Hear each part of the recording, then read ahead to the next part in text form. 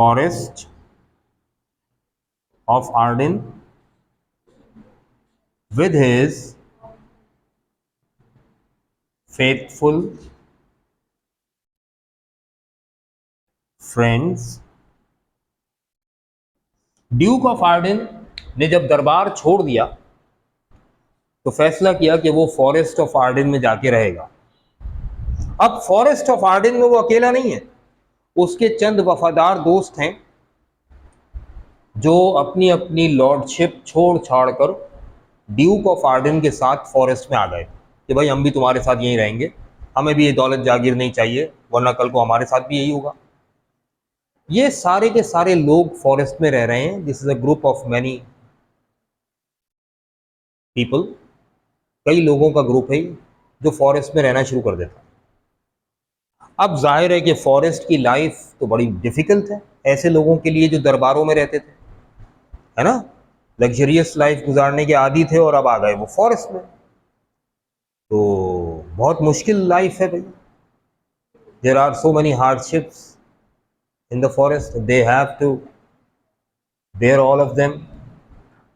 सब वहाँ रह रहे हैं। अब वो मखमली बिस्तर नहीं है, अब वो बड़े कुशादा दस्तरखान नहीं लग रहे उनके लिए, खादिम और खुद्दाम नहीं है उनकी खिदमत के लिए। अब तो बेचारे फॉरेस्ट में आकर रह रहे हैं, लेकिन फिर भी खुश हैं। क्यों खुश हैं? क्योंकि उन्हें मालूम है कि यहाँ उनके खिलाफ कोई साजिश नहीं करेगा, उनसे कोई जेलस नहीं होगा और उनको कोई साजिश करके उनसे कुछ छीन नहीं सकता, क्योंकि उनके पास कुछ है ही नहीं, है ना। अब वो सोते हैं तो सुकून की नींद सोते हैं, पहले सोते थे तो डर लगा रहता था कि सोते में कोई कत्ल न कर दे। अब वो खाना खाते हैं तो जो मिल जाता है उसी पे गुजारा हो जाता है। पहले दस्तरखान के दस्तरखान सजते थे मगर डर ये लगा रहता था कि किसी ने जहर ना मिला दिया हो, ठीक है ना।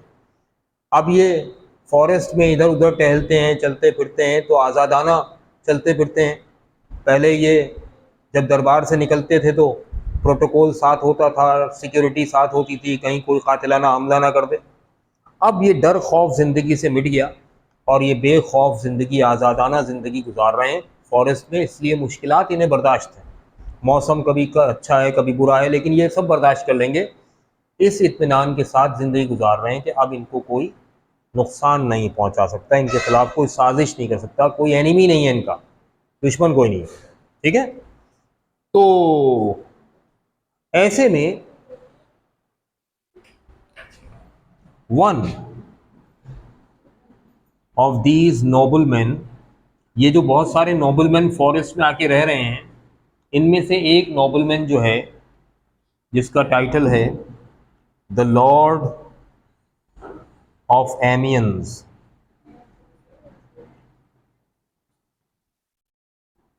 sang a सॉन्ग का टाइटल है under the greenwood tree. अब इन कैरेक्टर्स में से ना जो फॉरेस्ट में रह रहे हैं उनमें से एक कैरेक्टर, इसका नाम क्या है? The lord of एमियंस।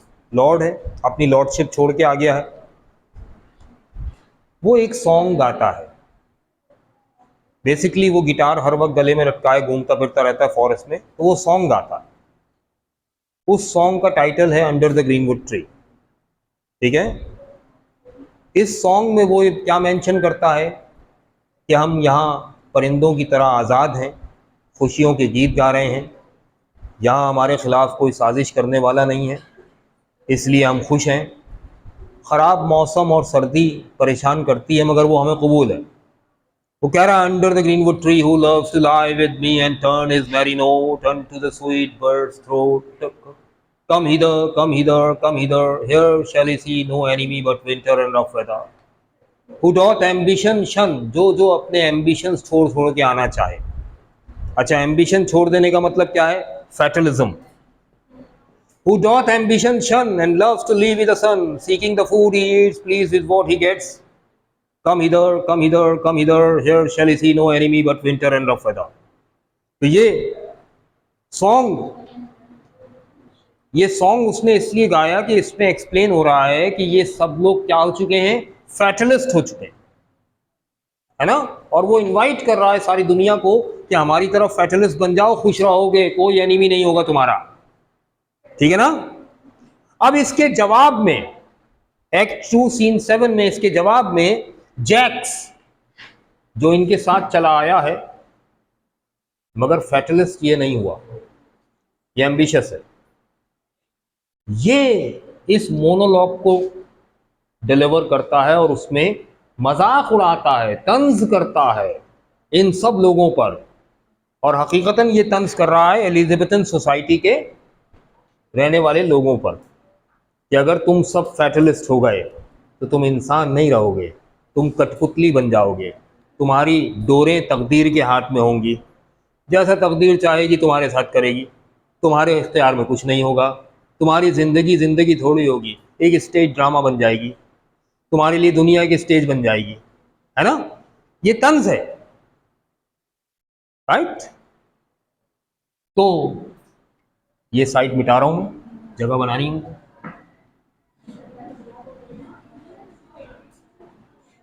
अच्छा जी, तो 7 इज ऑफ मैन जो है बेसिकली ये आयरनी है, ये आयरनी है, हम कहेंगे आयरॉनिकल रिमार्क्स। ये आयरॉनिकल रिमार्क्स हैं on the fatalist society of the Elizabethan period. Basically वो तंज कर रहा है, आयरनी किसे कहते हैं, तंज को, वो तंज कर रहा है एलिजाबेथन पीरियड के फैटलिस्ट लोगों पर। और अंडर द ग्रीनवुड ट्री में यही दिखाया गया है कि ये सारी दुनिया फैटलिस्ट हो गई है, जैसे फॉरेस्ट वाले सारे लोग फैटलिस्ट हो गए, ठीक है ना। और अब जैक्स ये कह रहा है कि अगर सब लोग फैटलिस्ट हो गए तो फिर ये दुनिया दुनिया नहीं है, स्टेज है, इंसान इंसान नहीं है, अदाकार है, जिंदगी जिंदगी नहीं है, ड्रामा है। और ये इंसान जिंदगी के लिखे हुए ड्रामे को जो तकदीर में लिखा है उसको परफॉर्म करने दुनिया के स्टेज पर आ गया है, अदाकारी करके चला जाएगा, मर जाएगा। इसने खुद से कुछ नहीं करना, कोई एफर्ट नहीं करनी, कोई एम नहीं करना, तो फिर जिंदगी सीरियस नहीं होगी ना, मजाक बन जाएगी, ठीक है ना। ये इसका बैकग्राउंड। अब हम इसको रीड करना शुरू करते हैं। आपके पास हैंडआउट है, हैंडआउट से रीड करेंगे, ठीक है, राइट। क्लास का टाइम क्या था, 4 बजे से? नहीं यार, 5:30 तो होना चाहिए, 5:30 तक तो होना चाहिए। हाँ, तो क्या वो मैच खेलना है? तो इस उम्र में मैच बहुत होता है। हो गया मैच, मिस मैच करा दूंगा बेटा। अच्छा, बैकग्राउंड कंप्लीट समझ में आ गया। अब जैक्स क्या डिलीवर कर रहा है हमने ये रीड करना है। हैंडआउट आपके पास है, सिर्फ पहली लाइन पढ़ाऊंगा, पहली, दूसरी, तीसरी और चौथी, ठीक है, बस। बैकग्राउंड के साथ अटैच है ना, इसलिए क्या रहा है, पहली लाइन पढ़ो, क्या लिखा है, all the world's a stage.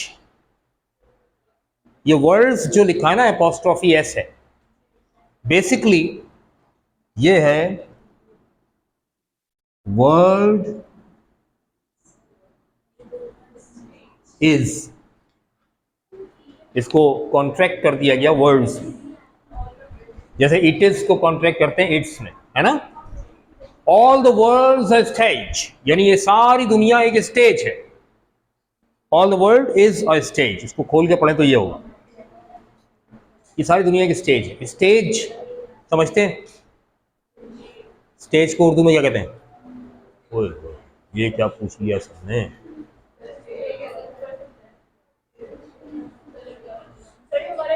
Stage, stage ये है ना, स्टेज क्या कहते हैं उर्दू में? बेटा उर्दू भी सही करो अपनी, उर्दू के प्रोफेसर बहुत अच्छे हैं आपके, हैदर साहब।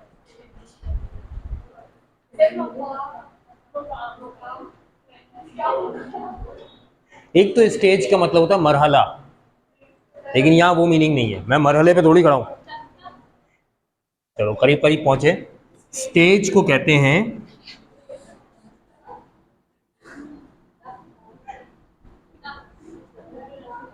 तख्त नहीं कहते हैं, तख्त गाह, उर्दू में कहते हैं तख्त गाह। इसीलिए मैंने अपने चैनल का नाम कुक इंग्लिश लिखा है। मैं किचन के अंदर, अब मैंने अभी पिछले वीडियो में चिकन बिरयानी बनाई थी, सिंधी बिरयानी, उसमें बताया 2 कनी के चावल को इंग्लिश में क्या कहते हैं।